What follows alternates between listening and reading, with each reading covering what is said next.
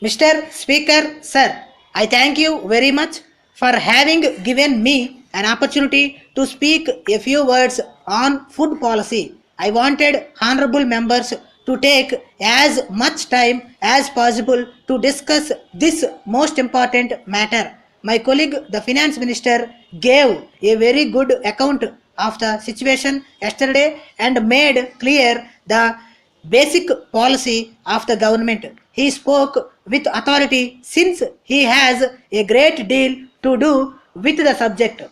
Yet, I want to say a few words because recently there has been some confusion in the public mind and many things have been said which appear to me to have no justification at all.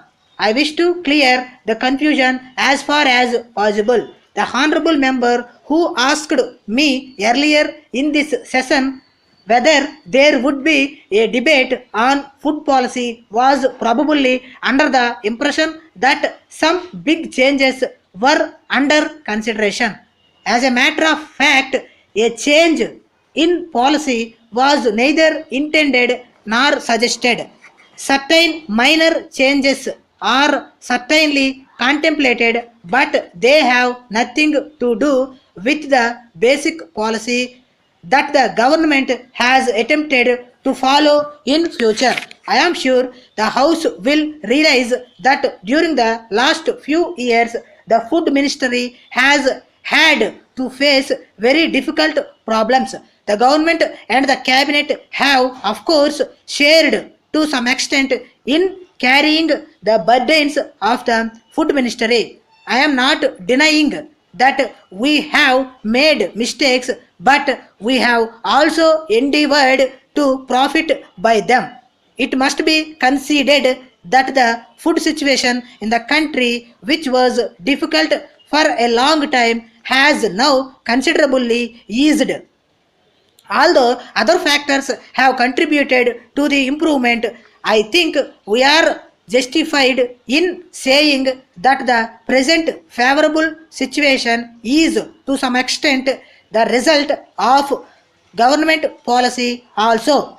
In this connection, I would like to pay my tributes to my colleague, the food minister, who has approached the very difficult and complicated subject of food with an energy and an awareness which I think have produced certain positive results all over the country. In a debate of this kind, it is natural that honorable members should be more concerned with the situation in their particular state or area, and it is right that they should do so. Nevertheless, the most important thing is that we keep in view India and her food problem as a whole and at the same time remember our basic policy. It is open to the House to discuss our basic policy, but in so far as the government is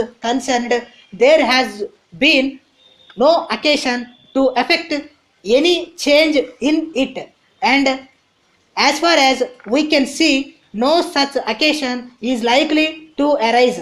I can only add that our basic approach will remain unchanged even though the food position is much brighter. The finance minister pointed out the close relationship between the food question and planning.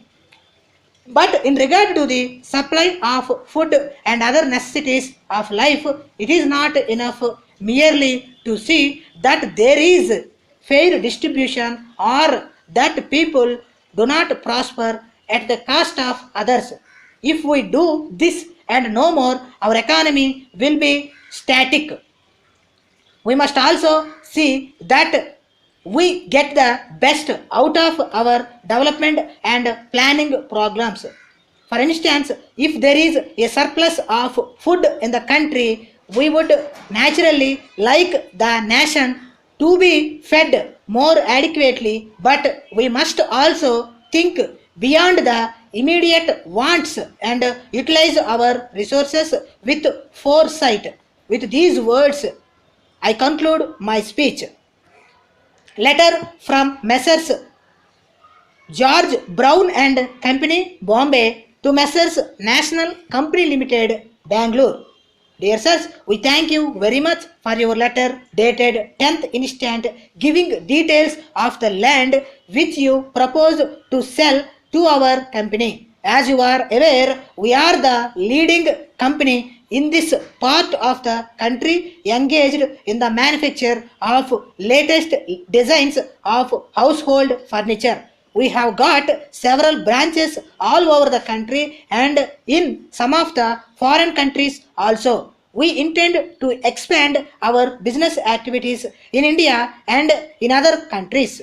With this in view, we are on the lookout for a suitable land in the important business area of your city for locating our showroom. We see from your letter that the land you propose to sell is situated in Mahatma Gandhi Road and is acceptable to us. Our engineer will be visiting Bangalore in the course of the next few days for the purpose of valuation of the property. As you are aware, any proposal for the purchase of property by our company has to be placed before our board of directors for its approval. The next meeting of the board is fixed for 21st of next month, by which time we hope to be able to take a decision in the matter. The decision taken by our board will be duly communicated to you immediately thereafter. Yours faithfully.